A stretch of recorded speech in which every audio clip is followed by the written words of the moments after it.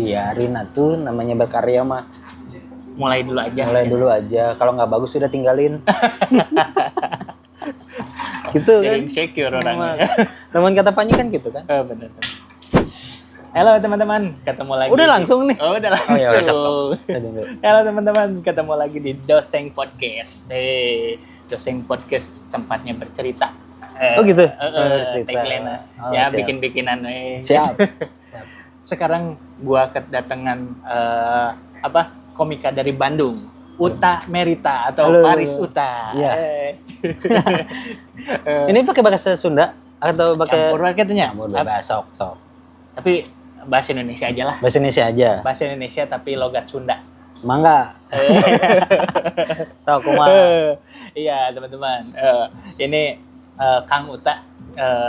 Kang Uta apa Abang Uta? Ah, bebas. Kang Kumaha Uta we teh, senyamannya lah. Kang Uta teh sama saya sama-sama lagi berstand up gitu nya. Berstand up. Punya kegemaran yang sama gitu di stand up. Jadi stand upers. Stand upers. Kalau Kang Uta udah stand upers, kalau saya open maker. Open maker. Belum komika mediocre belum. Oh, belum. Masih Masih di bawahnya open tuh ya. maker. Oh, Di bawahnya masih ada tuh open maker. Ada. Oke. Nah, kita pertama kali ketemu kemarin di open mic stand up Indo Ciledug. Betul, Ciledug ya? Di Ciledug waktu itu. Nah, kenalan ternyata wah, komika dari Bandung. Jujur yang saya dari Bandung kan. Bandung Cimahi. Kemarin Cimahi katanya. Bandung Barat malah. Kade ya nanon ada orang Bandung nggak terima sih ya. Saya dari Bandung Barat. Oh, Bandung Barat. Batu Jajar. Oh, Batu Jajar, siap. Malahan belum pernah tuh Kang di open mic di Bandung, bahkan di Cimahi juga belum pernah. Kenapa tuh? Karena ya dari 2012 tuh udah kerja di sini di Jakarta. Oke. Jadi udah di Jabodetabek dari 2012. 2012. Pulang ke Bandung tuh paling ya Sabtu Minggu doang. Itu juga yang udah energi gua tuh udah habis kan. Oh ya, gitu. siap. Udah habis ke Bandung teh yang udah cuman Sabtu Minggu teh tidur doang. Tidur, benar. Bener nggak? Betul. Nah, karena sekarang, capek. Nah, sekarang apa nih yang ngebawa Akang sebenarnya kerja ke Jakarta? Gue pengen tahu tuh kayak gitu-gitu. Oh, sebelumnya gini. Ada fakta yang baru gue tahu barusan ketika ngobrol-ngobrol. Apa tuh? Apa tuh? Yang mana tuh? Iya, ternyata Kang Uta ini dia tuh orang Jakarta, lahir di Jakarta, yang Nyunda. Tapi ternyata dia orang Minang. Orang Minang, betul. Bener kan? Betul. Orang Minang. Orang Sumatera, orang Iya. Minang, Padang. Nggak percaya saya. Orang Padang, orang Kenapa Padang. nggak percaya? Sok ya sama teman-teman logatnya mana? Ada logat Minangnya nggak ada kan? Minang bisa, Nyunda bisa. Bener banyak yang coba bilang.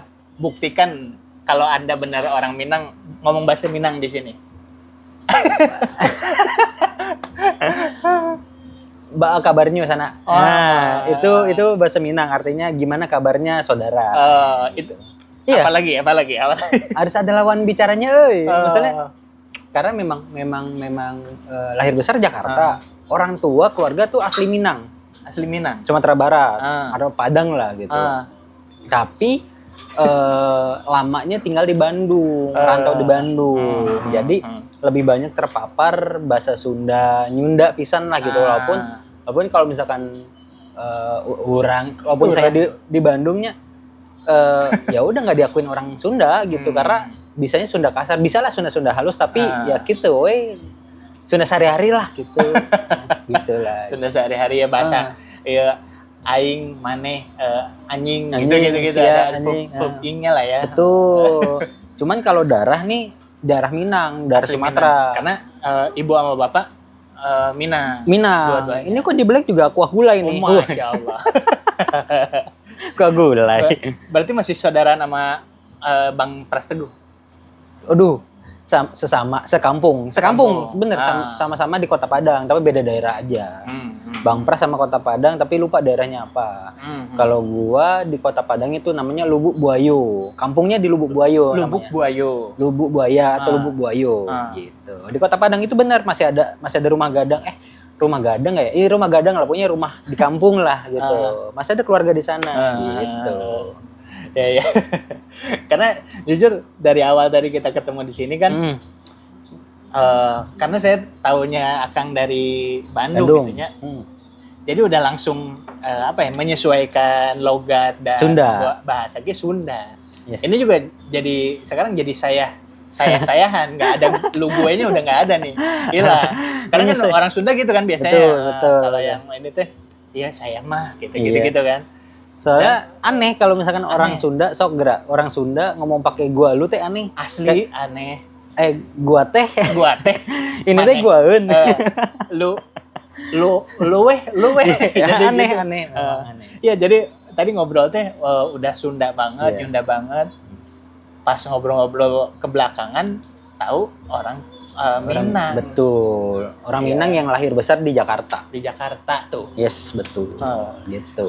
Iya. Dari Minang itu sempat lahir di Minang dulu apa lahirnya di Jakarta? Yang benar teh. Jadi lahir di Jakarta karena orang tua, tepatnya papa tuh udah ngerantau di Jakarta dari tahun 70-an kalau nggak salah ingat ya. Pernah nanya kan, ngerantau tuh ke Jakarta dari kapan? Beliau bilang dari tahun 70-an mungkin ya. Setelah tamat sekolah, rantau lah. Biasalah, basic rata-rata orang Minang kan rantau. Nah dari sana, kalau papa orang Solo, Sumatera Barat, ngerantau ke Jakarta.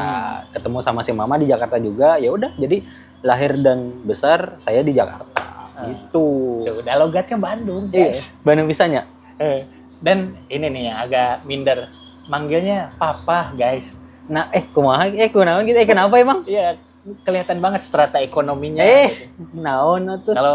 Kalau gua mah tuh. Kalau gua mah kan manggilnya bapak gitu. Emang iya gitu? Iya. Orang lembur mah. Orang lembur mah no manggil papa. Enggak semua ngerti orang lembur teh apa? Orang lembur teh orang kampung. Orang kampung. Enggak tahu. Enggak ada tuh orang yang manggil papa. Oke. Gokil. Malahan ya di Bandungnya mah gara-gara kuliah. Betul. Awalnya gitu. Kuliah di mana, Kang? Saya kuliah 2 sebenarnya. Alumnus di Telkom, Dayakolot, terus pindah ke STT Telkom. Iya, STT Telkom. Iya, terus sekarang mah Universitas Telkom, Untel nggak salah. Dulu saya tuh 2011 ngerantau ke Bandung di Telkom. Tapi alumnus, alumni nggak lulus. Pindah tepatnya. Kuliah di sana cuma 1 semester, pindah ke Unpar Parahyangan gitu. Terus lulus di Unpar. Di Unpar ngambil jurusan apa? Administrasi publik, FISIP. Anak FISIP saya. Anak jurusan, politik pisan lah pokoknya lah. FISIP teh fakultas. Fakultas FISIP. Fakultas Ilmu Sosial Ilmu Politik. Jurusan jurusannya administrasi publik gitu. Jadi seharusnya saya tuh kerja di pemerintahan. Nah, tuh sekarang jadi konten kreator, guys. Kamu teh gini-gini konten kreator. Nah, jadi ke sana konten kreator. Kenapa ya? Karena tidak nyaman aja bekerja di pemerintahan. Oh, gitu. Iya. Nggak perlu diperpanjang ya. Nggak perlu lah ya. Ya gitu kalau di pemerintahan mah meren. Bagus lah, tapi bukan tempat saya lah. Ya. Gajinya gede ting merenya. Oh iya benar. Gajinya terlalu santai. Nyari kesibukan yang benar-benar udah di luar kesibukan Kang Utama. Kalau di pemerintahan biar hidup kan lebih menantang ya. Nah, balik lagi Kang ke stand up nih. Kang teh di stand up Indo Bandung ya kan? Betul. Sekarang merantau di Jakarta teh emang nyoba-nyoba open mic lagi di Jakarta atau gimana? Jadi sebenarnya ke Jakarta bukan ngerantau berarti bahasanya pulang lebih tepatnya kan saya lahir besar di sini. Kalau dari sejarah mah lahir besar di sini. Iya, pulang berarti. Mudik ke Jakarta pulang kampung. Iya, balik lagi ke Jakarta sebenarnya awalnya gara-gara kerja sih. Jadi dapat tawaran kerjaan di Jakarta sekaligus ini mah kalau bener cerita benernya sekaligus saya pelarian biar move on. Asli. Pejuang cinta, guys. Bukan pejuang cinta, biar move on. Jadi move on teh di saya mah pikirannya enggak sekolah ya mah. Di pikiran saya teh kalau move on teh dari cinta wae kan. Cinta move wae. On apa dari move on apa teh? Jadi mungkin singkat ceritanya, jadi ya saya sebelum pindah ke Jakarta habis putus cinta lah ceritanya. Ya. Putus cinta, terus saya agak sedikit susah untuk move on sama yang kemarin. Terus ya udah cari aktivitas atau cari pelarian biar bisa move on. Nah salah satunya ya udah coba deh pindah kota, nggak di Bandung lagi gitu. Awalnya cuma niatnya ya mungkin beberapa saat doang gitu di Jakarta. Karena kan baru pertengahan tahun kemarin 2025 kan 2006 kan 2026. Nah awalnya gitu terus kayaknya mungkin better stay Jakarta deh gitu. Balik lagi di Jakarta gitu sih ceritanya. Selain memang pengen move on juga. Selain move onnya ya nyari kerjaan juga gitu. Gitu. Waduh guys. Nah, mumpung masih available nih guys. Waduh. Uhti, boleh nih di follow akun IG-nya Kang Uta. Boleh sambil dilihat-lihat nih. Dipromosi. Ya, Kang Uta juga ya selain stand up comedian juga konten kreator juga sama pelari culture. Pelari culture. Pelari.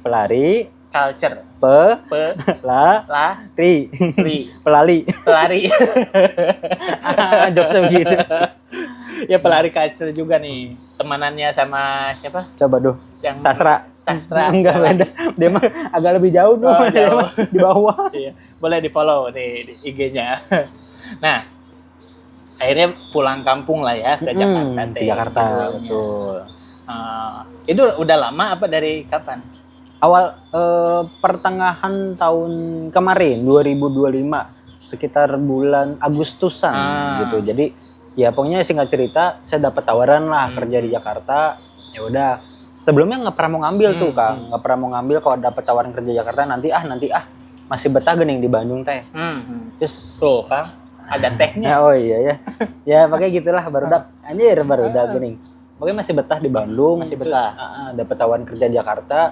Terus momennya pas karena coba aja gitu ambil kerja Jakarta lagi sekaligus biar saya hijrah gitu biar enggak menghapus memori yang kemarin lah cerita gitu. Ya udah kerja ya udah sampai sekarang berarti kan kurang lebih baru mau setahunan. Iya, setengah tahun lebih lah kurang lebih gitu. Nah, kalau dari sudut pandang komikanya punya pengalaman yang tragis justru itu bahan bakar. Betul. Cuman kan harus nambah, tapi kan harus berdamai dulu. Oh, masih belum berdamai. Sejujurnya masih proses. Kan komedi itu kan adalah tragedi plus waktu, ya kan? Nah, tragedinya udah ada nih. Plus waktunya nih lagi dicari nih. Waktunya bisa berdamai itu kapan? Ya ini masih proses. Nanti akan lagi ditulis sih sebenarnya. Udah mulai menulis kayak gitu. Ya tipis-tipis lah ngebahas tentang kayak gitu. Gitu. Tentang percintaan yang suram itu. Selama di Jakarta udah open mic ke tempat open mic komunitas mana aja, Kang? Belum banyak sejujurnya karena kan fokus awalnya adalah ya udah saya lari ke Jakarta, maksudnya hijrah ke Jakarta, balik lagi ke Jakarta buat move on dan sekaligus fokus buat kerja dulu. Baru nyobain di Ciledug, nyobain di Jakpus, stand up Indo Jakpus sama Bojonggede, sama Tangsel. Bojonggede sama Tangsel. Empat itu gitu. Nyobain di situ tuh. Di sela-sela beres kerja nyobain gitu open mic. Melatih lagi lah. Nah, nih, besok ada Ciledug lagi. Ciledug hari Kamis. Ini kita syuting hari Rabu, guys. Hari Rabu di sebenarnya nih hari Rabu tuh ada open mic di JBS. Di Kopi Bumi di sini, cuman lagi libur bulan puasa.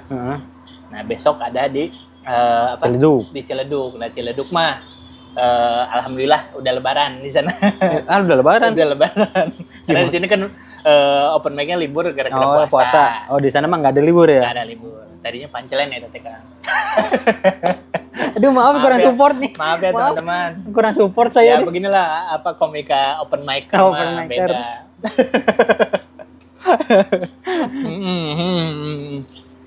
Nah, ini saya ada contekan dulu guys. Agak belum jadi MC mahir kan gitu. Jadi gini-gini nanti masih belajar. Apa-apa berproses kan. Pengen tujuan utamanya malahan pengen banyak mengenal orang, sudut pandang orang. Karena jujur saya di komika iya di stand up komedi ini 2 tahun saya udah dikenal sebagai komika keras kepala kan. Keras kepala? Kenapa tuh? Karena katanya dinasihatin nggak denger gitu. Dinasihatin teh dari sisi apa? Misalkan Ya, ini punchline-nya jelek nih tapi dipakai terus. Pancanya jelek, delivery-nya kurang, premisnya nggak jelas kayak gitu-gitu. Terus dari Kang Asep teh denial, enggak, iya mah halus kurang mah. Kata orang mah denialnya gara-gara itu, padahal saking nggak pahamnya Kang. Nah, kan alumni ini sekolahnya Bang Panji kan? Iya, sekolah pecahkan itu juga udah bayar 8 juta guys. 8 juta tapi hasilnya ya beginilah. Mending buka usaha cupang, Mang. Asli. Jual beli ya cupang. malum ini followers Panji yang termakan ini rayu. Rayunya Bang motivasinya terbakar. Itu Kang di stand up teh masih tahap-tahap belajar.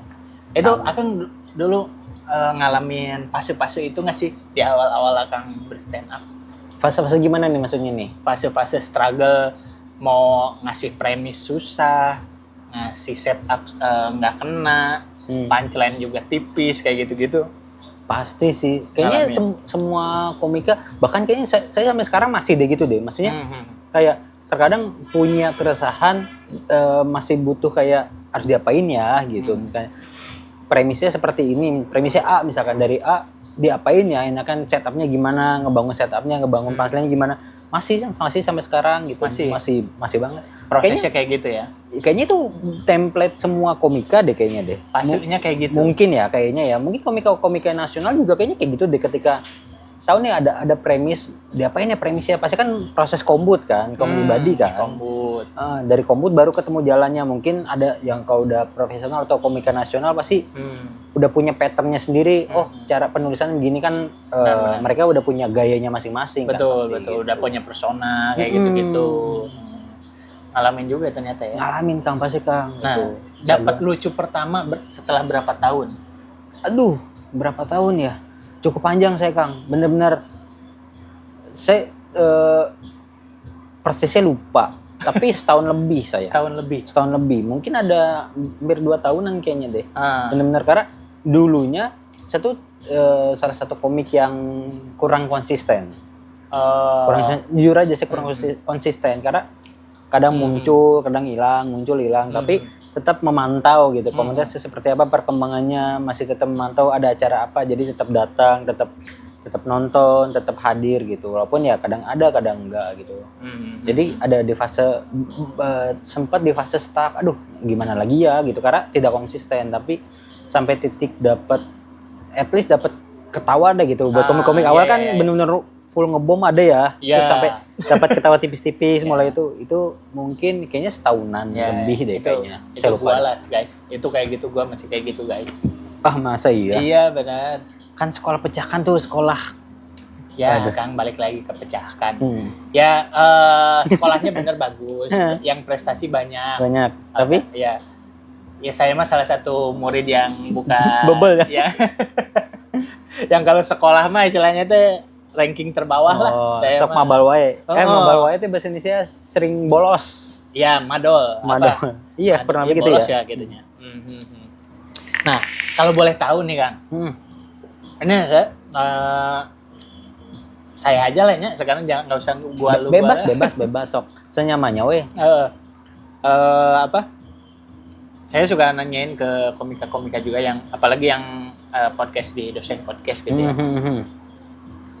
Punya latar belakang apa, cerita apa yang akhirnya mutusin Akang buat berstand up? Alasannya apa? Alasannya kenapa akhirnya senang stand up?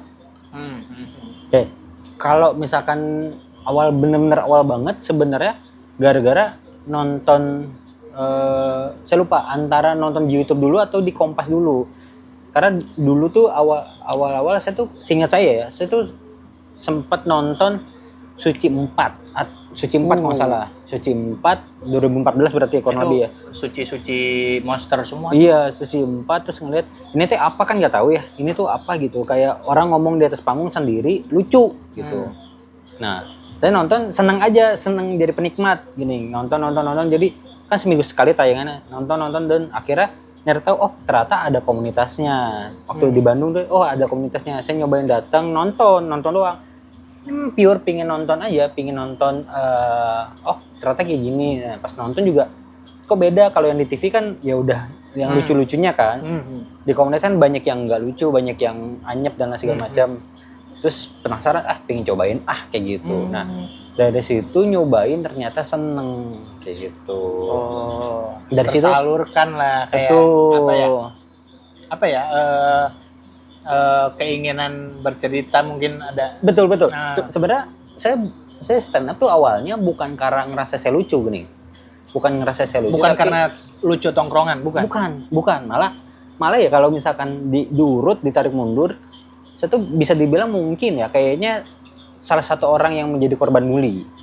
Mungkin ya. Karena tapi dulu mah ya, zaman kita SMA mungkin belum mengenal kata bully. Karena kalau di tongkrongan biasanya tongkrongan cowok pasti kan ada yang orang suka ngejokes, ada yang penikmat, ada yang bahan jokesnya tuh atau bahan ceng-cengannya. Ya, kesetnya. Nah, saya itu salah satu kesetnya kalau di tongkrongan. Salah satu yang paling sering dicengin, salah satu bikin dicengin tapi ketawa, semua ketawa. Saya pun ketawa dicengin. Jadi ngerasa happy, teman makin kesini ngerasa ternyata dulu gue tuh dibully ya kayak gitu. Bully itu kan baru belakangan ini baru kan. Baru sadar sekarang. Iya.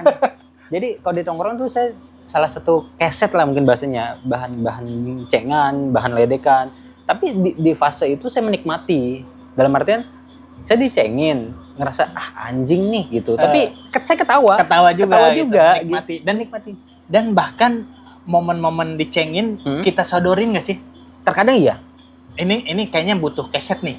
Iya terkadang iya. Nah mungkin teman-teman gue tongkrong di SMA kalau nonton beberapa juga kayak kadang tingkahnya gue yang membuat mereka tertrigger buat ngecengin.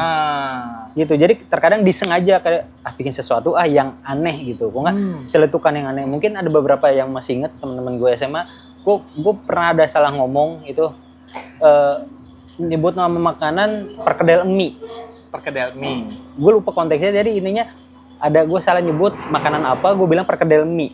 Dan itu jadi bahan cengeng tuh agak lama tuh, beberapa bulan lah gitu. Perkedel mie.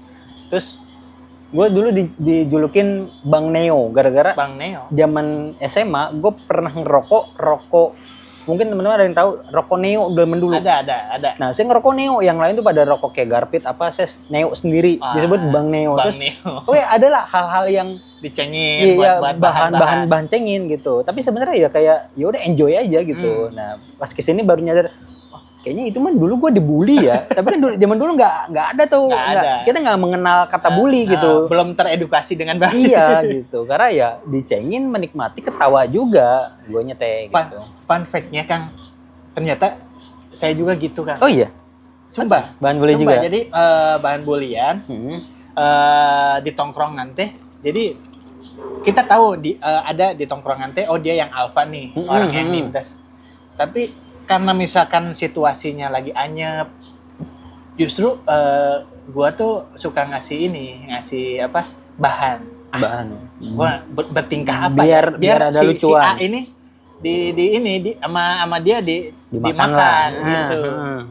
Oh gitu. Gua juga gitu. Jadi kalau pas lagi gitu teh ya happy aja karena semua orang jadi ketawa gitu. Iya. Paham. Sama sudut pandang sama nih, karena saya juga gitu. Jadi kayak misalkan yang kalau mainan-mainan komedi yang di panggung tuh, misalkan kita lagi tektokan, tiba-tiba Akang nggak nanggapin banyolan saya teh yang ngambek nih, Yeah. Terus Akang teh malah ninggalin saya. Nah saya malah gimana sih nggak direspon, malah nggak dibujukin kayak gitu-gitu. Iya. Nah itu tuh bukan karena view dari diri, karena tahu gua tuh harus bermain seperti itu. Iya, paham. Biar ada bahan terus ada ya. Ada bahan. Nah, dan nyaman di iya, situ. Iya. Nah, itu kan zaman dulu gitu kan? Iya, kurang lebih gitu. Ah. Cuman kan dulu kita nggak mengenal kata bully kan. Betul. Baru-baru ini belakangan inilah ada istilah bully segala macam. Dulu mah enjoy tongkrongan aja. gitu ya. Tongkrongan cowok. Kita seangkatan mulai ya? Kita seangkatan. SMA berarti sekitar 2009 2010-an segitu ya. 2010 2011-an lah iya, ya. Di masa itu kan nggak kenal kata bully ketika zaman-zamannya inilah zaman-zamannya video Ariel beredar. Nah, jadi bahan ceng-cengan pun enjoy aja sebenarnya. Nah, singkat cerita masuk ke stand up terus seneng gitu kayak walaupun gak lucu ya ngomong di atas panggung walaupun deg-degannya apa gemeternya tapi ketika ngomong beres selesai tuh kayaknya ada rasa kepuasan terus nyoba terus gimana orang tuh bisa lucu kok gua enggak gitu nyobain terus dapat mulai dapat tawa tipis-tipis tawa respect kayak gitu ya terus saya berjalan kayak gitu cuman poinnya adalah karena saya tidak konsisten gitu di stand up teh betul jadi istilahnya saya teh itil kaget hilang timbul Oh berarti lagu yang lagi viral kemarin teh itu hilang timbul ya? Yang mana itu? Yang orang Sunda gini. Oh iya, nggak semua tahu kali. Ntar saya play di belakang. Iya. Ya itu apa? Nah kita mah kan dulu nggak tahu yang gitu-gitu teh bully dan bahkan apa ya namanya kepikiran untuk masuk ke dalam hati juga enggak. Ya. Nah, walaupun ada yang pasti ada lah. Kalau yang berlebihan emang pasti ada bete-betenya. Ada bete-betenya, cuman enggak bentar-bentar baper. Ya baper berpanjang enggak. Berlama-lama bahkan sampai nggak nongkrong lagi gitu. Nggak nongkrong lagi enggak. Ya paling sehari 2 hari hilang ya. Hilang balik lagi. Besoknya balik lagi. Enggak ada yang sampai wah viralin gua kena mental nih ngapor polisi mental health gua ini nggak ada ya begitu zaman dulu nggak ada deh emang sekarang ada yang lapor polisi banyak nggak sih banyak ya iya Agak ngelihat nggak sih perbedaan apa ya fenomena anak muda zaman sekarang nih oh ya yang apa-apa ngebahas mental ngeviralin nih aduh ini berlebihan banget gitu-gitu. Nah, Akang berdiri di posisi apa nih? Kesel kah atau emang itu wajar kah? Atau apa tuh? Melihat fenomena mana ya? Apa sekarang emang waktunya untuk masyarakat aware tentang mental health kah? Sejujurnya bingung. Saya pribadi bingung kayak maksudnya kalau misalkan ditarik ke zaman dulu, zaman sayanya di fase itu ketika jadi bahan cengan, segala macam bully dan lain sebagainya yang dulu saya malah nggak tahu kalau itu tuh bulian, ceng-cengan ya biasa tongkrongan. Ya biasa aja terus sekarang kalau sudut pandang yang dulu ya agak lebay sih menurut saya. Maksudnya sekarang lebay agak lebay, tapi balik ke konteks. Kalau memang kayak konteksnya agak over misalkan kayak ceng-cengannya sampai ke fisik misalkan atau mungkin sampai yang benar-benar sampai benar-benar ngegodlok diri kita mungkin ya mungkin fisik atau sampai ke keluarga itu ya over sih itu udah emang harus over ditindak sih ya. Iya cuman kan kok zaman dulu mah kita ya enggak itu paling ya udah selesainya ya selesai di diri kita aja iya paling berantem aja zaman dulu gitu sama yang orang yang ngecengin kalau udah kan berlebihan ya tonjok-tonjokan iya berantem gitu. nggak sampai diviralin nggak sampai ngelapor polisi kayak gitu ya zaman dulu banyak di tongkrongan saya yang sesama tongkrongan akhirnya gara-gara terlalu over ya berantem udah tonjok-tonjokan beres udah gitu kadang ya satu yang ada agak ngilang dari tongkrongan yang lain masih nongkrong ya gitu-gitu aja tapi pada akhirnya ya udah gitu-gitu aja nggak kayak sekarang gitu kalau sekarang mah apa ya fenomena Gen Z iya Gen Z gitu ada nggak teman akang yang gitu apa teman tadi kerjaan atau di kosan atau yang gitu teh gimana maksudnya nih apa ya dikit-dikit ngebahas mental sejauh ini ya kalau yang saya kenal pribadi secara langsung kayaknya enggak deh nggak ada di pertemanan saya atau mungkin kayak yang saya kenal ya kayak rekan kerja ataupun ya satu kantor ada Gen Z tapi enggak sebegitunya gitu rata-rata ya mostly ada Gen Z tapi enggak selebay yang terjadi lah banyak yang sampai ngebahas mental health, mental illness segala macem. Enggak sih, yang harus enggak ke ada. psikolog segala Iya. kayak gitu-gitu. Enggak ada. Sejauh ini enggak ada. Enggak tahu ya, mungkin ada tapi enggak diomongin kali ya. Kayak ya kadang ini ya di saya ada yang kayak gitu. Oh ya? Ya ada beberapa kasus lah yang apa ya? Jangankan mengalami kejadian bully-bully di zaman dulu ya. Iya. Maksudnya di lingkungan kerja yang dibatasi dengan profesionalitas, dia tuh masih nggak bisa nerima. Berarti gitu. dunia kerja nih konteksnya. Dunia kerja, konteksnya dunia kerja. Gimana? Ya misalkan kan banyak yang kita lihat orang-orang apa Gen Z ini bikin status ini bukan fashion gua resign. Oh, bukan passion. Iya. Padahal pas ada yang nge-counter itu tuh ternyata dia dituntut untuk kerja benar, memenuhi KPI dan lain sebagainya. Iya. Kan itu batas-batasan yang masih normal. Betul. Tapi responnya itu yang katakan tadi berlebihan jadi akhirnya ini perusahaannya toksik gitu. Kayak gitu-gitu. Nah, dia kan ada nggak yang gitu? Kayaknya ada deh. Sebenarnya ada yang sampai titiknya itu ya, kayak misalkan ngedumel lah mungkin bahasanya. Ngedumel sama tempat kerja, ngedumel sama lingkungan ada, tapi yang sampai bikin thread misalkan atau bikin postingan kayaknya enggak sampai situ deh kayaknya. Enggak nyampe. Iya. Satu dua ada. Nah, mungkin di Gen Z nggak ada budaya ngedumel kan?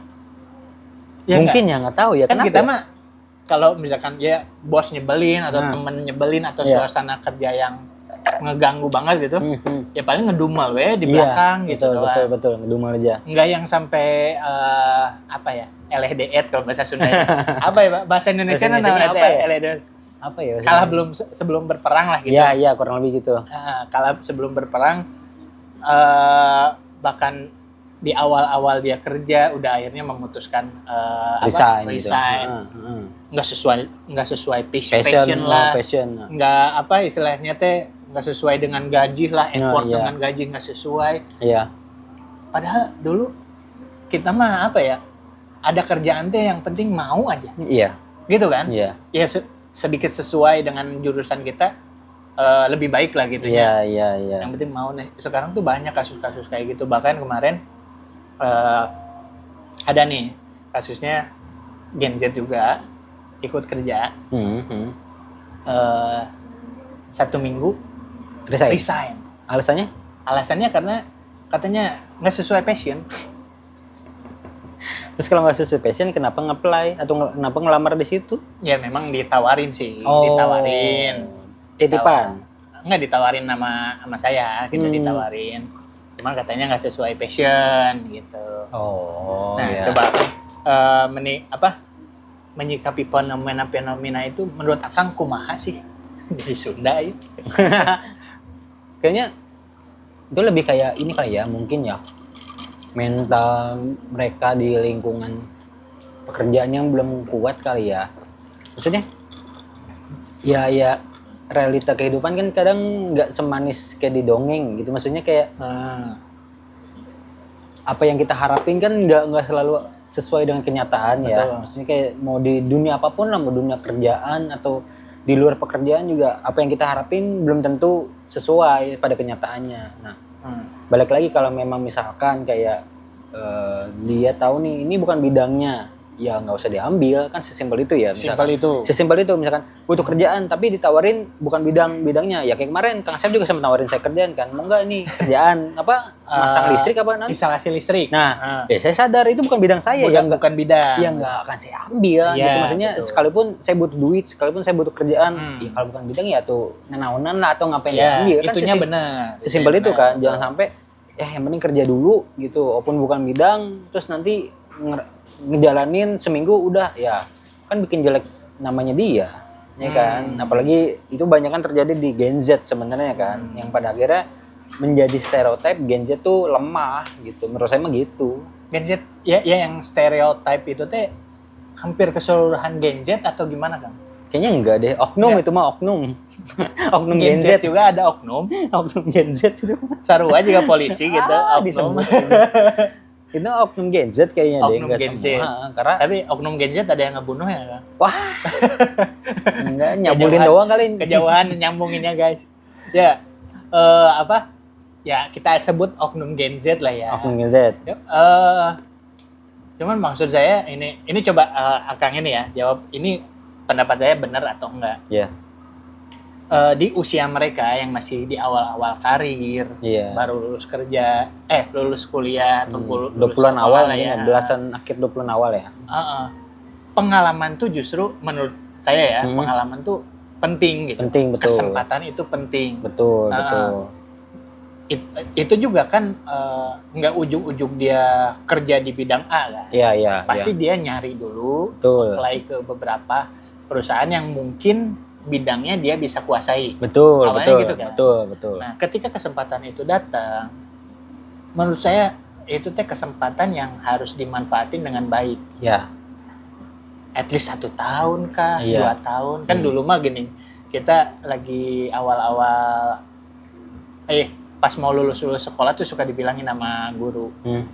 Kalau nanti kerja, itu jangan bentar-bentar keluar, keluar. Minimal 1 tahun. Biar apa katanya? Biar pengalaman di CV, panjang. di CV itu bagus. Iya. Pengalaman kerja minimal 1 tahun. Kalau yang cuman sebentar-sebentar kan jadi jelek ke CV. Betul. Sekarang tuh banyak yang kayak gitu. Menurut saya harusnya tuh bener nggak sih memanfaatkan kesempatan yang ada dulu gitu. Setelah nanti belajar udah 2-3 tahun, 3-4 tahun lah gitu ya, udah tahu oh iya ini bukan bidang saya atau kayaknya saya lebih milih yang kayak gimana gitu. Itu barulah boleh apply lagi kayak gitu. Kayaknya better sedari awal sih Kang. Maksud saya kayak misalkan saya tarik ke diri saya sendiri. Gitu ya. Iya. Saya kalau latar belakang pendidikan sebenarnya kan FISIP ya, ilmu sosial, ilmu politik. Betul. Berarti pekerjaan di bidang-bidang pemerintahan, di bidang politik. Tapi kan harusnya ke sana. Betul, tapi realitanya kan saya bekerja tidak di bidang itu. Kenapa? Karena sedari saya kuliah saya udah mulai kerja. Ternyata saya senangnya di dunia kreatif, di dunia digital. Walaupun waktu dulu zaman masih kuliah, digital belum sebegitu masif kan. Belum. Nah, ketika saya kuliah, saya kenal dunia fotografi, videografi, mulai megang kamera, belajar. Saya happy di situ, sekalipun nggak ada duitnya, tapi jalanin. jadi faktor hobi. Terus ternyata seiring berjalannya waktu, saya tahu saya enjoy nih ngejalanin pekerjaan di bidang kayak sales, di bidang sales and marketing. Nah, sales and marketing kan berhubungan dengan orang lain, ketemu orang, ngobrol sama orang. Ada yang direct jualan, ada juga yang tidak direct buat jualan kan. Ada yang kayak dunia konten juga, itu termasuk skupnya marketing sebenarnya kan. Nah, saya enjoy di situ. Akhirnya track record atau bukan track record bahasanya kayak pengalaman pekerjaan saya mostly di bidang itu gitu. Nah, sedari awal kan saya udah milih. Udah karena milih. Passionnya itu minatnya di situ. Karena minatnya di situ. Saya milih kayak dunia politik kayak gini, saya kuliah belajar tentang pemerintahan, tentang politik. Ya udah saya belajar, tapi kayaknya enggak deh, bukan gua di situ deh. Saya pribadi udah ngerasa kayak aduh kalau gua ngambil pekerjaan di bidang itu, di bidang kuliahnya yang sama, kayak ngerasa nggak enjoy gitu. Nah kan sama berarti kan kalau misalkan konteksnya tadi Gen Z tadi. Mereka udah tahu nih misalkan dia mau nge-apply kemana? Iya, mau apply kemana, tarik dulu ketertarikan mereka tentang apa, di bidang apa, interestnya sama apa, misalkan sama konten, misalkan nggak sama dunia marketing, sama dunia digital atau dunia apapun lah, kan beragam ya. Ya udah better nyarinya yang berhubungan sama yang dia senengin. Dari situ kan tahu sekalipun dia ngejalanin aduh susah belajarnya nih, tapi dia enjoy. Duitnya kecil tapi enjoy. Ya udah at least dia menikmati dulu prosesnya. Jangan sampai udah mah bidangnya nggak seneng, duitnya juga kecil, terus ngedumel wae ya gitu. Tiba-tiba resign gitu kan. Jadi gitu kan, gitu. Mungkin ngambil dulu kesempatannya ya bagus, tapi kan tarik dulu sesuai nggak, lu demen nggak di situ gitu. Maksudnya tuh jangan sampai ya nggak suka tapi baik itu jalan dulu aja lah gitu. Jalan dulu aja.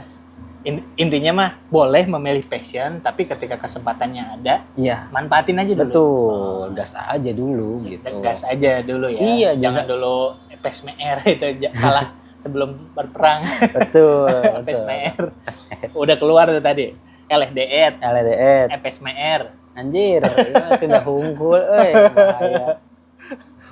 Nah, ada bener yang diomongin sama Kang Uta, cuman mungkin pendekatannya buat gua tuh beda, Kang. Gimana? Pendekatannya beda. Benernya itu soal kerja sesuai passion itu penting. Iya. Cuman waktu dulu kan saya pertama kerja lebih lebih utama dapat duit lah. Oh ya. Dibanding mikirin passion. Ya. Nah, akhirnya mungkin saya akhirnya terjebak di bidang yang sekarang gitu kan, di konstruksi, di kontraktor kayak gitu-gitu. Tapi benar ternyata kalau misalkan kita bisa sadar dan bisa tahu passion kita dari awal apa, itu akan asik ya kan. Betul. Tapi saya nggak semua orang bisa gitu tahu. Betul.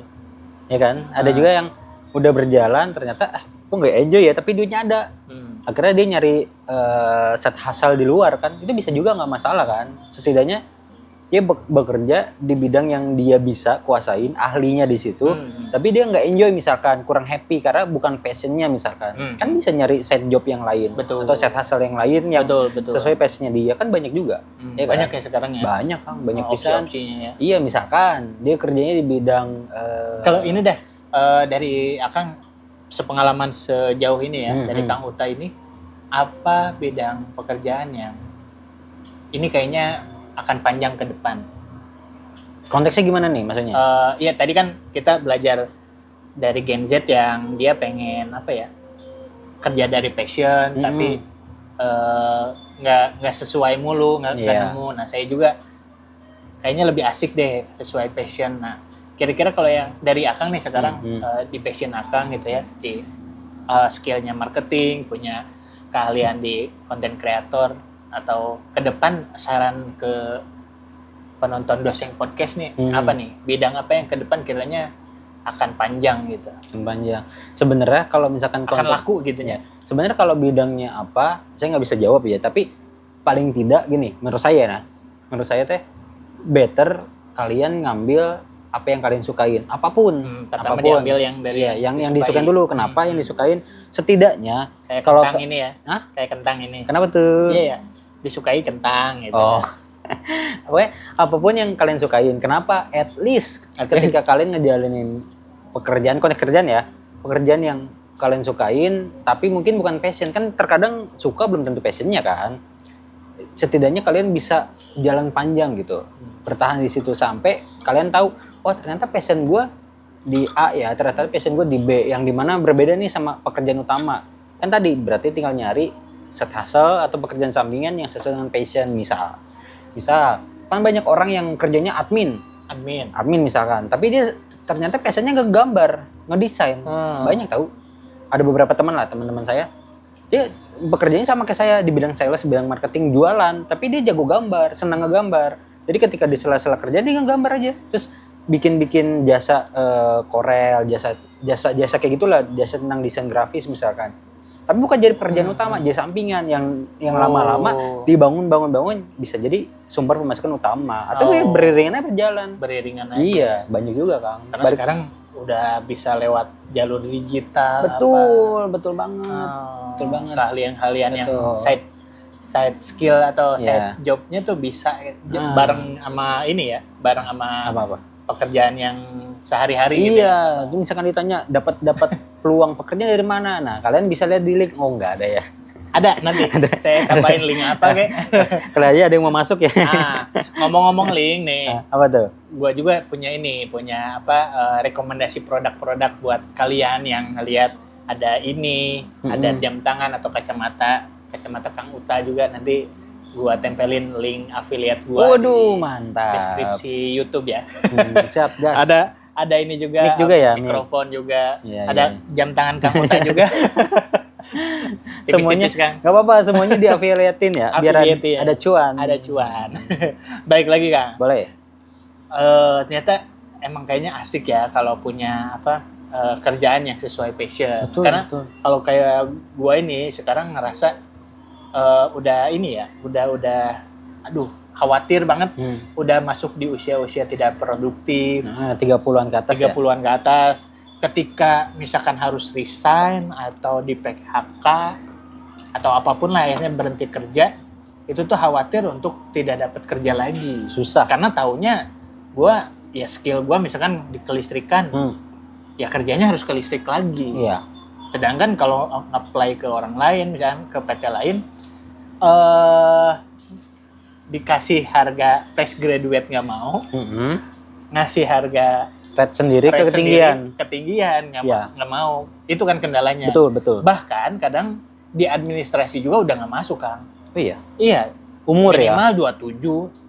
Maksimal 27. Maksimal 27 ya, umur ya. Atau fresh graduate atau misalkan ada yang 30 atau 35 tuh udah di levelnya level manager atau bahkan minimal S2.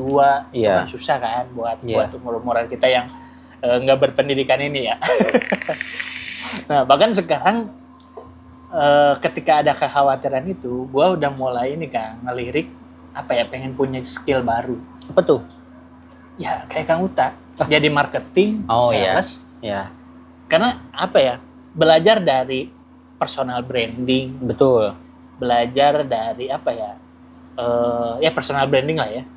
Ternyata kita tuh harus punya skill untuk memasarkan diri kita sendiri. Setidaknya diri kita sendiri ya?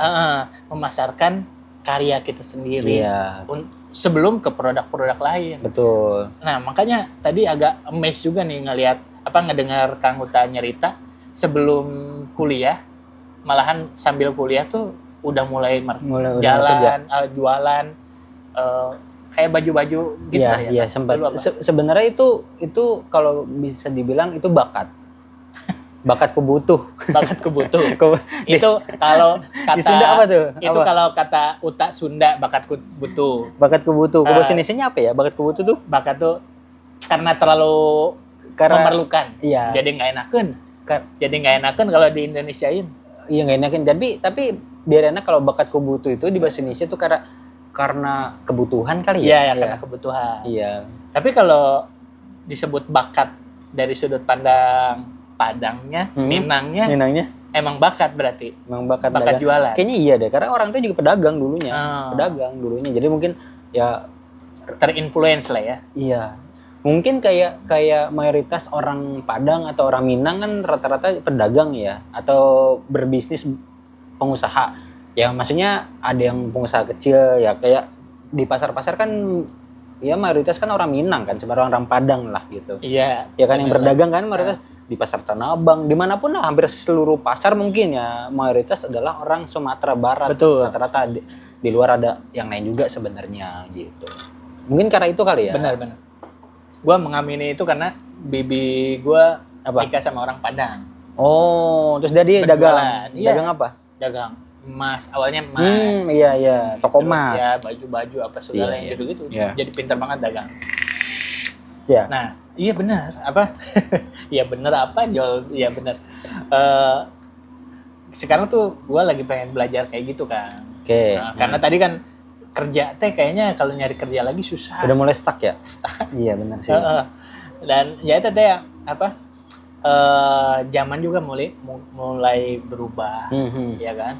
Sekarang sosial media, personal branding atau tadi kayak affiliate itu, gue ngelihatnya kenapa dulu gua nggak belajar marketing atau jualan ya gitu. Berarti sekarang mulai nih bikin affiliate? Iya. Baru mulai. Oh ya, di mana? Di TikTok atau di Shopee? TikTok, Instagram kan sekarang udah bisa. Oh iya benar sih. Di Shopee juga gitu. Iya, jadi tinggal nautin link ya, nge-share linknya aja ya. Nah itu susah menurut saya. Memang susah. Tapi gue jangan jalanin. Soft selling tuh gimana? Apalagi harus berbentuk konten. Gimana sih Kang? Coba kasih tips-tips dari orang Sunda yang sangat Padang sekali nih. Orang Sunda sangat Padang. Mungkin kalau misalkan konteksnya jualan ya. Ini deh konteksnya saya sebagai komika atau dari konten kreator. Nah, ini konteksnya mau ngejualin diri sendiri atau ngejualin kalau personal branding saya agak takut nih ngejawabnya nih, agak tricky ya. Tapi mungkin secara general kali ya. secara general teknik berdagang atau berjualan, paling penting adalah kan kita membahasakan atau mengkomunikasikan sesuatu yang mau kita jualin kan. Misalkan diri kita. Ya yang dari ilmu yang saya dapat juga, ya nonton dari senior ataupun dari mana, kayak dari Bang Panji salah satunya. Ya gimana caranya? Dia jago banget jualan. Iya, jago banget. The best lah. Saya sampai tertipu masuk pecah. Teknik marketingnya dia kan. Paling tidak kita dikenal sebagai apa sih sebenarnya kan? Memperkenalkan diri dulu nih. Kayak misalkan Kang Asep mau dikenal sebagai apa? Komika kah? Dikenal sebagai teknisi? Dikenal sebagai apa? Nah itu jalur itu tuh yang dimatengin banget. Jadi orang akan tahu, si Asep tuh Asep Dozeng, Asep yang mana? Komika, misalkan. Asep yang mana? Oh yang jago masang instalasi misalkan. Dari situ kan bisa membangun image atau citra, proven dia kalau ngerjain sesuatu. Betul. Itu kan. Saya pribadi pun masih di tahap itu tuh sebenarnya. Saya lagi bingung nih, pingin dikenal sebagai apa? Apakah saya sebagai komika, sebagai sales marketing, atau sebagai apa, content creator dan segala macam. Itu tuh saya lagi di persimpangan sebenarnya kan. Cuman ya udah, apapun yang lagi saya jalanin, saya lakuin dulu aja gitu sampai ketemu titiknya. Percabangnya di sini nih, ya udah matengin di situ kayak gitu. Tapi ngebuka peluang, ngebuka pintu selebar-lebarnya sih gitu. Nah, kalau ke spesifiknya ini produknya ini deh, misalkan kita ya affiliate kan emang lagi naik-naiknya. Kenceng. Lagi kenceng. Saya juga lagi belajar gitu. Di apa ya? Dikawinin sama konten tuh ada triknya nggak sih, Kang? Ada. Sebenarnya, nah ini yang saya pernah pelajarin juga ya. Sebenarnya kan rumus konten itu kan cuma 3. Hook, body, sama CTA. Ya kan? Call to action. Iya, call to action. Nah, sebenarnya kan formula atau rumus sebuah konten kan cuma 3 itu kan. Nah, turunannya ntar akan banyak lagi. Gimana caranya bikin hook yang mantap biar orang mau nonton kontennya Kang Asep atau nonton konten yang kita buat. Retention rate-nya bisa kejaga tuh dari 3 detik atau 5 detik pertama. Terus kemudian bodinya atau isi dari kontennya apa, dan ketiga ya udah CTA-nya, call to action-nya mau diapain, apakah penjualan atau nge-follow sesuatu atau masuk ke link sesuatu kayak gitu. Itu kan rumus sebuah konten kan itu aja sebenarnya kan. Tinggal balik lagi gimana kita kemasnya sebagus mungkin dari hook-nya, bodinya, dan juga CTA-nya. Sebenarnya gitu sih, Kang. Itu aja ya? Iya. 3 poinnya itu, hook, body sama CTA. Iya. Body itu isinya apa gitu yang mau betul, iya. Kayak gitu. Misalkan Kang Asep mau jualan ini deh, misalkan tumbler, kayak misalkan sesimpel misalkan hooknya kan 2026 belum pakai tumbler kayak gini. Kampungan lu misalkan kayak enggak ketinggalan misalkan itu hooknya. Terus baru ceritain, ini tumbler tuh multifungsi misalkan, bisa terbang, bisa apa, ini ngarang aja ya misalkan kayak gitu, bla bla bla. Yuk kalau misalkan pingin saman kayak gua, tinggal lihat link di bawah gitu. Itu kan CTA-nya kan, nyuruh dia beli, sesimpel itu kan sebenarnya. Tapi kan bisa dikemas lagi nih kata-katanya sebagus mungkin, semenarik mungkin, hooknya, bodinya, dan juga CTA-nya gitu kan. Asoy. Ya, buat yang tertarik silakan ikuti kelas Enggak ada. digital marketing dengan Kang Uta. Linknya ada di bawah juga. Gua nggak bikin. Tiba-tiba langsung bikin kelas. Belum, masih belajar juga ini mah. Iya kan, karena apa ya, awalnya juga ngelihat orang tuh agak nyinyir ketika orang, kebanyakan ya, orang-orang tuh yang udah nikah, ya di atas umur 30-an tuh, tiba-tiba kok dia bikin story itu dagang. Oh iya. Bahkan ada yang stigmanya nih, orang kalau udah nikah tuh tiba-tiba story-nya pasti dagang dah. Ada stigma itu nggak sih? Pernah dengar nggak sih? Biasanya ibu-ibu deh. Iya. Kan? Tiba-tiba dagang apa, pop daster, es. Iya, pop es, dagang daster gitu. Padahal sebelumnya enggak sama sekali. Itu balik lagi tuh, Kang. Apa tuh? Bakat butuh. Iya, kan? Mungkin kayak bener. penghasilannya kurang atau kebutuhannya terlalu banyak. Nyari pemasukan tambahannya dari situ, dagang. Fase hidup lah ya, Iya. jadinya ya. Apa? Quarter life crisis. Quarter life crisis kali ya. Aduh, pasti kita apa ya? Itu tadi jadi kemana-mana yang ngebahas dari tadi Gen Z. Nih itu baik lagi rada sedikit ke Gen Z, Kang. Apa ya? Ngelihat mereka apa ya sekarang orang-orang oknum yang Gen Z yang punya mental ketika baru aja punya kesempatan kerja udah disia-siakan. Iya. Gimana ceritanya nanti ketika udah di fase-fase gua gitu Iya. kan. 30-an ke atas ya? Udah 30-an ke atas, usia produktifnya udah kurang. Gimana udah kayak gitu Iya. kan. Kepikirannya gitu. Khawatir. Susah kayaknya deh. Akan sulit sendiri kayaknya. Soalnya ngelihat adek sendiri, ya kan? Oh, adanya Kang Asep Gen Gen Z. Gen Z. Adek saya Gen Z semua, dua. Adek. Tapi tau nggak ada satu kelebihan dari Gen Z. Apa tuh? Ketika mati lampu dia bisa membantu nyalain listrik. Pakai? Ya dia kan Gen Z. Tinggal masukin bensin. Gen Z maksudnya. Langsung jek langsung gitu. Tipis-tipis aja. Gen Z maksudnya Gen Z. Maaf nggak bisa makan nih saya. Nggak bisa makan Jokesnya dijelasin sendiri. Aduh, kacau nih. Jokes dijelasin sendiri ya. Ini Gen Z. Iya, Gen Z. Maklum kan, komika ini open micer. Masih speednya masih lemah. Dikasih tektokan masih belum nyaut. belum kemakan ya. Nah, seru sih ngobrol sama Kang Uta gitu kan, cuman karena waktu nih kan mendekati akhir, mungkin ini aja kali Kang,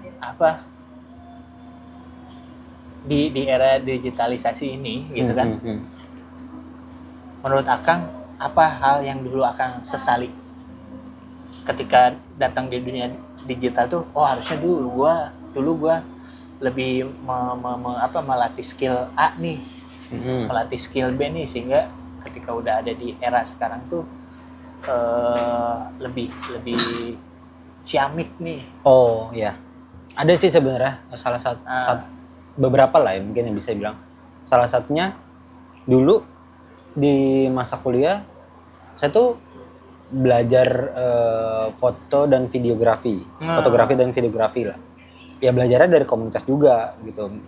Punya pinjaman kamera, ikut komunitas fotografi di Bandung. Itu suka foto di jalan, street segala macam, belajar tentang foto, tentang video dan segala macamnya. Tapi saya tidak pelajari secara mendalam, cuman ya setengah aja, nggak into banget gitu, cuman ya udah sekedar bisa seneng nih karena hobi gitu. Ternyata ketika saya berjalan nih ngeliat teman-teman yang deep banget, sekarang udah mantap-mantap banget lah, udah sukses banget lah. Ada beberapa lah temen yang dulu ya mungkin di barengan itu atau satu angkatan mungkin ya, udah jadi fotografer terkenal, walaupun bukan fotografer terkenal, fotografer handal mungkin ya. Ya profesional ya. Profesional, udah kerja di perusahaan sebagai memang tim sosial media, tim fotografer dan bayarannya cukup gede. Ada beberapa yang saya lihat di perusahaan otomotif, macam-macam lah Kang. Nah, terus ada juga yang di luar itu dia pelajarin bener-bener into banget di fotografi dan videografi. Dia kerja di perusahaan, terus side jobnya di luar juga kenceng kayak gitu. Jadi sumber pemasukan itu banyak gitu, selain dari konten segala macam, endorse dan lain sebagainya. Nah, saya di masa itu nggak terlalu into ke sana gitu, dan sekarang baru, menyesal gitu, tapi ya udahlah gitu. Oke Kak, kalau boleh saya ambil kesimpulan dari penyesalannya Kang itu, jadi ketika kita punya hobi, ketika kita punya kegemaran, jangan setengah-setengah untuk apa ya? Ya terus aja jalanin gitu. Iya, sampai ntar ketemu titiknya gitu. Ada titiknya di mana itu dibutuhkan nanti. Betul. Apapun itu ya. Betul, iya. Karena ini mengutip omongan Bang Panji sih waktu itu. Apa tuh? Saya pernah dengar di salah satu podcastnya Bang Panji pernah bilang, ketika lu suka sesuatu, lu jalanin, lu dalamin sampai lu mahir di bidang itu. Iya, tahu kan pada akhirnya duit yang akan datang sendiri ketika lu udah handal di satu bidang itu. Apapun lu bidangnya jalanin mungkin. Dulu sampai lu mahir, sampai lu handal itu. Iya, gitu. Itu berlaku nggak nanti buat Gen Alpha? Nggak tahu, seharusnya semua generasi mah berlaku ya. Berlaku. Harusnya mah. Karena ada juga, saya pernah dengar siapa yang ngomong ya, Bang Panji juga atau Indra Primawan ya. Ketika kita menjalani sesuatu, jalaninlah sesuai dengan aturan. Nanti ketika kita udah mahir, kita akan jalan dengan feeling yang udah terlatih gitu. Ya, kalau nggak salah gitu ya. Udah ada di alam bawah sadar kita ya. Karena kita udah saking panjangin tuh perjalanan tuh mempelajarin, jalanin di situ. Jadi feel-nya kita udah bagus aja gitu. Nggak perlu teknik yang atau textbook yang sebegitunya, tapi bagus gitu. Iya nggak sih? Gokil. Kang Uta. Salam dahsyat. Wah, Salam motivator dahsyat. aing. Motivator. Langsung nanti kontak buat buka kelas. Iya Kang. Oh iya Kang nih ya. Apa? Apa tuh? Di ujung podcast kita gua mau ngasih cenderamata. Wah, Iya. seriusan ini Iya teh? beneran. Apa ini? Ini dari Doseng Podcast. Seriusan Kang? Beneran dibuka. Ih, mantap. Respect. Apa ini? Wush, sebuah tumbler tulisan Tumblr. Doseng Podcast. Doseng Podcast. Ini beneran nih? Beneran. Gimik beneran. doang. Hah? Gimik apa beneran? Ya gimmick. Enggak, beneran. Masa gimmick? Iya. Respect, terima kasih. Terima kasih. Ya buat oleh-oleh aja, buat siap. kenangan Akang pernah kesini. Wih, gitu. keren. Nanti dibawa kalau pas lagi ini lari Siap. Dibawa pas lari, pas open mic dibawa. open mic. Iya. Bener. Sekarang kegiatannya mau kemana nih Kang? Habis ini Kang? Habis ini nggak ada sih, lagi banyak kerjaan bikin konten sebenarnya belakangan. Asoy. Buru konten sekarang mah. Tukang foto, tukang video, tukang edit gitu aja. Tukang konten we Tukang konten aja. Mulai di situ aja udah kerjaan sekarang mah banyakan gitu. Oke. Atur thank you Akang. Siap. Makasih. Siap. Udah main ke podcast UMKM ini. Siap. Sing sukses. Sangat tersanjung saya. Aduh, terlalu over ah. Jangan kapoknya. Enggak, Kalau diundang aman, lagi. aman. Siap. Oke, gitu aja Kang. Siap. Makasih Kang. Sampai jumpa di episode selanjutnya. Bye-bye. Dadah. Terima kasih kepada Balad Doseng yang sudah nonton. Kalian sangat berarti buat channel UMKM kami ini. Kalian juga bisa memberikan dukungan lainnya dengan membeli merchandise kami. Link produknya ada di deskripsi ya. See you.